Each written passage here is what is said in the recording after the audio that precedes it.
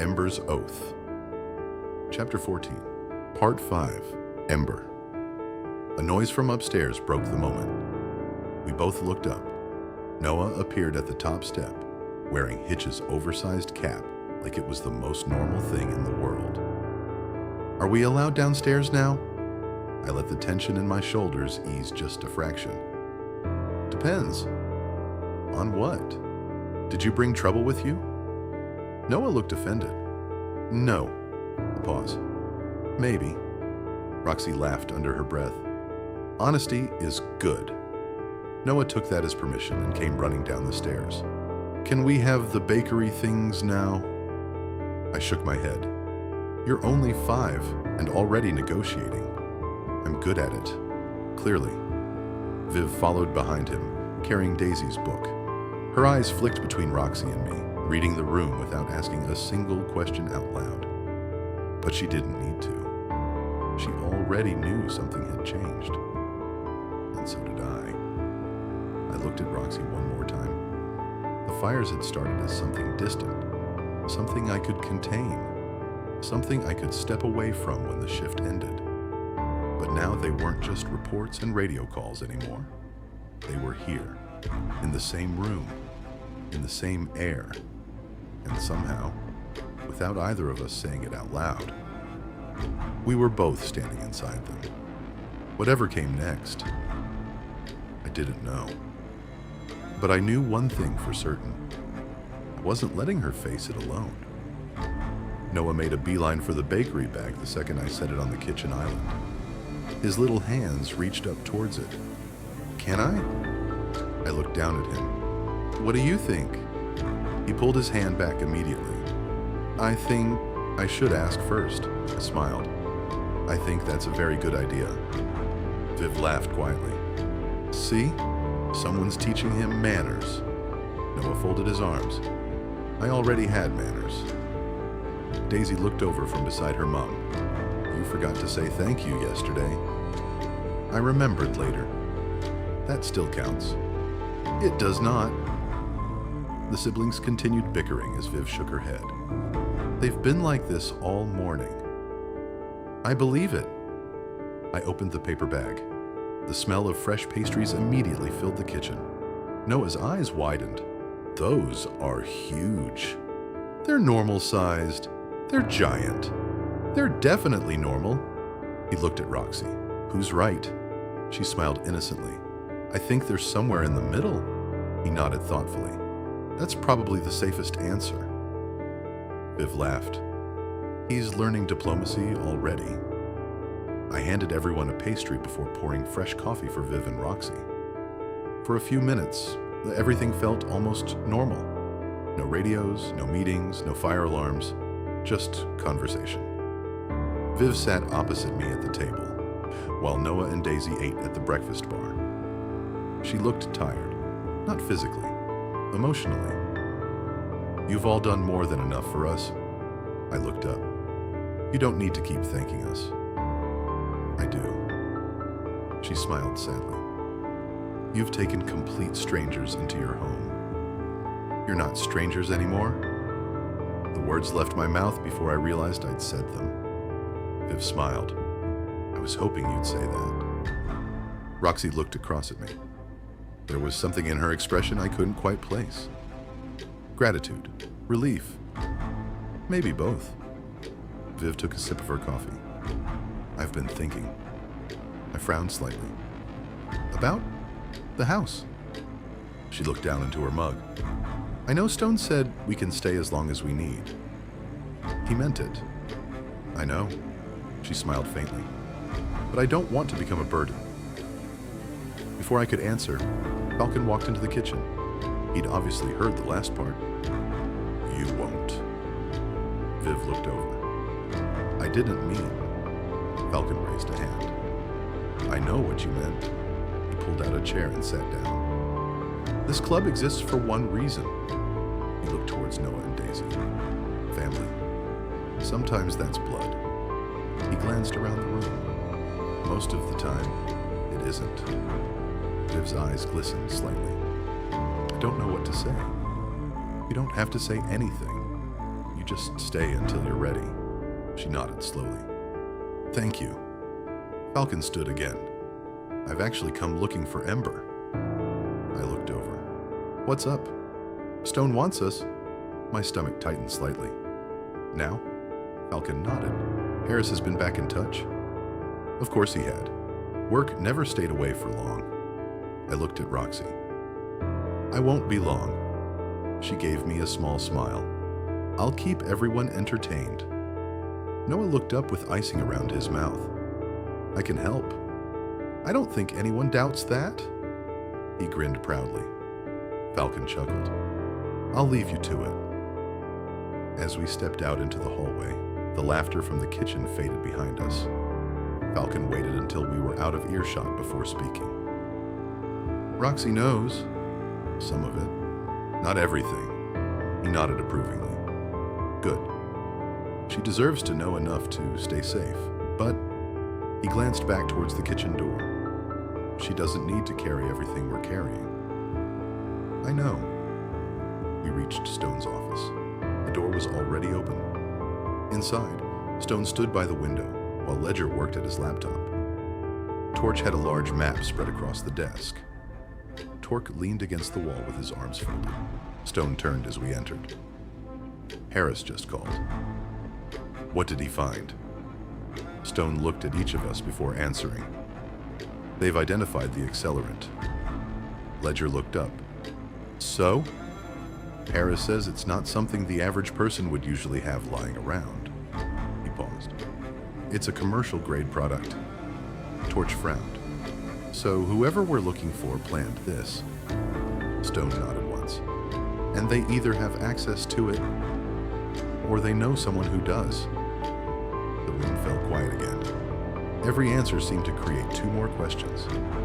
I found myself thinking about the kitchen downstairs, about Roxie laughing with Viv, about Noah arguing over the size of pastries, about Daisy quietly reading another chapter of her book. For a few precious minutes, they'd forgotten about the danger. I intended to keep it that way for as long as I could, because until we knew exactly who we were dealing with, they deserved at least a little more peace. Stone dismissed everyone after another 15 minutes. There was nothing else to say. Not until Harris came back with more answers. The office emptied one brother at a time. Falcon headed for security to organize the next patrol rotation. Ledger disappeared with a stack of files tucked under one arm.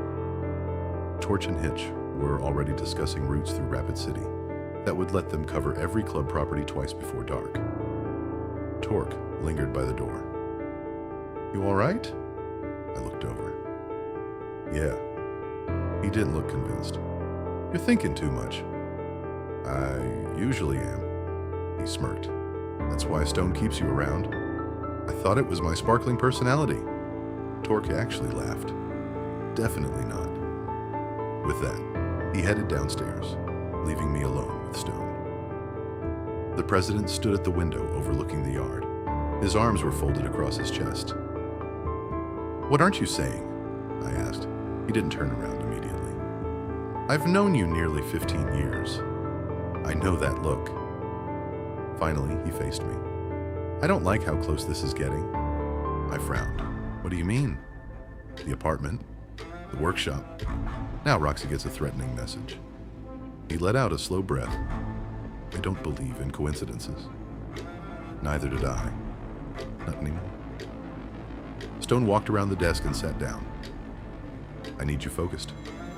"I am." "No." He shook his head. "You're distracted." I started to argue, then stopped. Because he wasn't wrong. He leaned forward. "That's not criticism.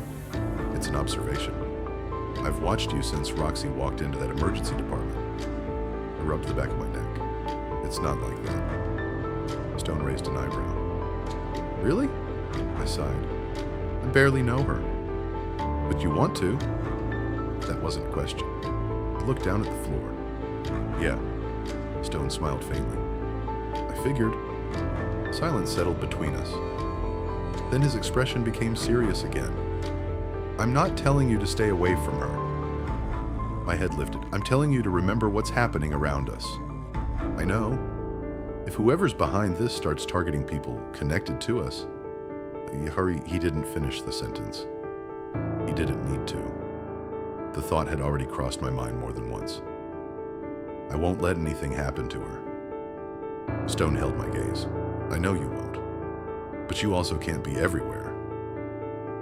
Those words landed harder than I wanted them to, because they were true. I couldn't protect everyone, no matter how much I wanted to.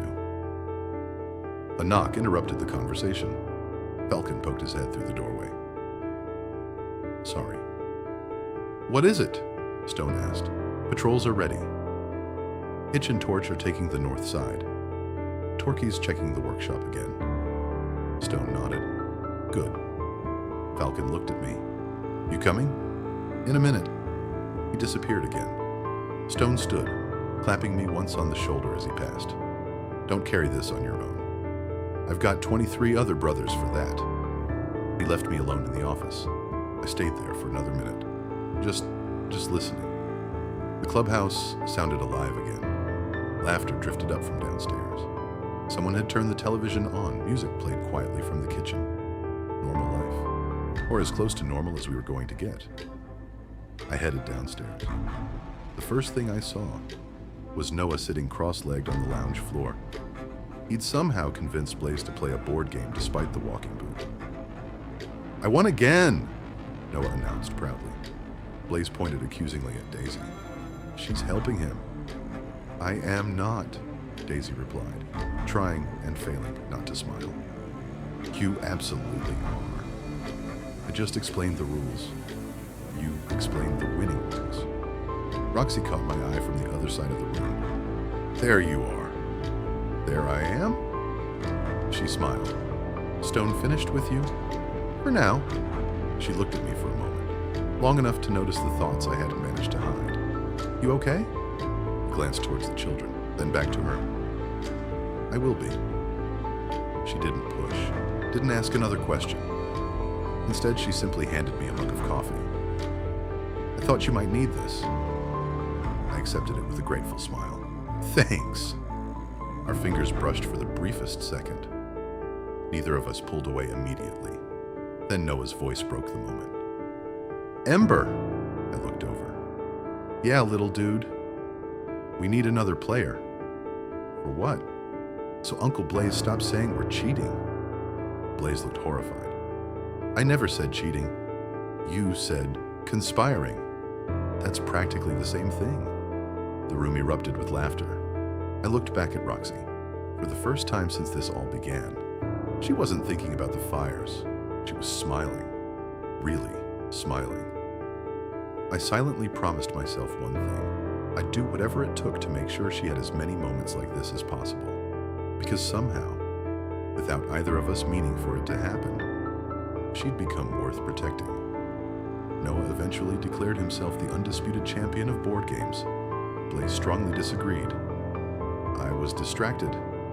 You lost, Daisy corrected. I was injured. You still lost. I demand a rematch. Noah grinned. You'll lose again. Laughter filled the clubhouse once more. I looked around the room. Viv was finally relaxing with a book she'd found on one of the shelves. Daisy had settled beside her. Noah was happily explaining complicated game rules that changed every 30 seconds. For the first time in days, everyone looked safe. Stone caught my eye from across the room. He gave me a small nod. Go. I knew exactly what he meant. I turned towards Roxie. You busy? She looked up from her mug. Not particularly. I smiled. Come with me. She tilted her head. Where? If I tell you, it'll spoil the surprise. She laughed softly. I don't know if I trust surprises anymore. This one's a good one. She studied my face for a second, and stood. All right, I trust you. Those 4 words still did something strange to my chest.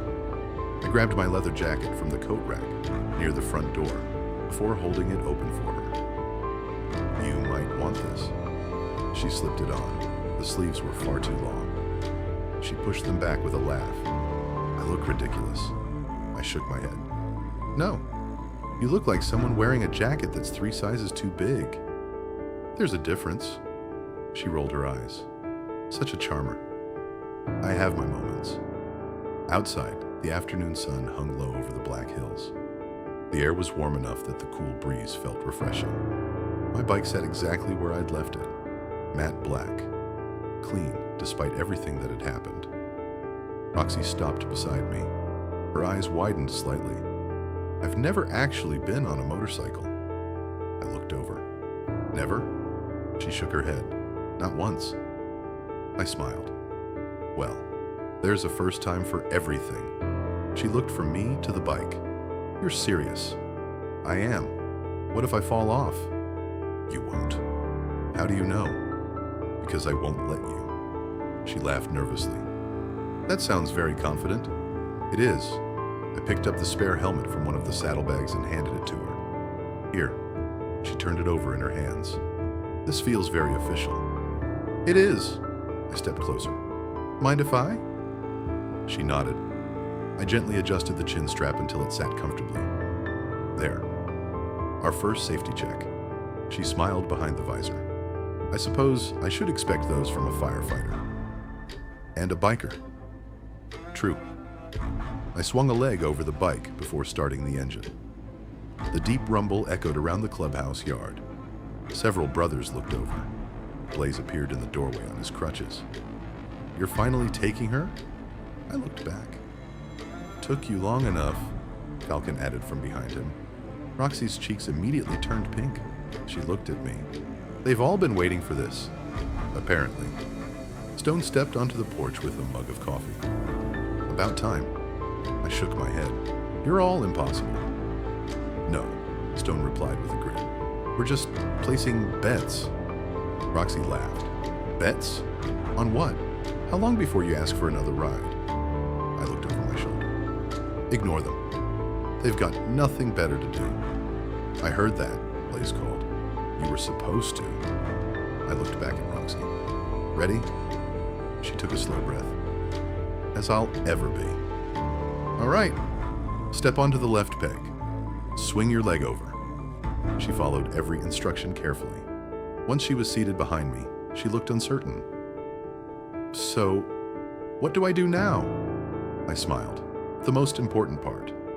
And that is? I reached back and gently took her hands. Hold on to me. She hesitated for only a second before wrapping her arms around my waist. Even through my t-shirt, I could feel the warmth of her hands. You comfortable? I think so. If you need me to slow down, I will. If you're nervous, tell me. And whatever you do, don't lean away from the corners. Lean with you. She nodded against my back. I can do that. I looked towards the porch. Stone gave me a nod. Be back before dark. We will. I eased the bike through the clubhouse gates and onto the open road. The engine settled into a steady rhythm beneath us. For the first few minutes, Roxie's grip was tight enough that I thought she might never let go. I couldn't blame her. First rides were always Troy's intimidating. We left the city behind, the roads opening out towards the rolling hills. Towering pines lined both sides of the road. The scent of warm earth and evergreen drifted through the air.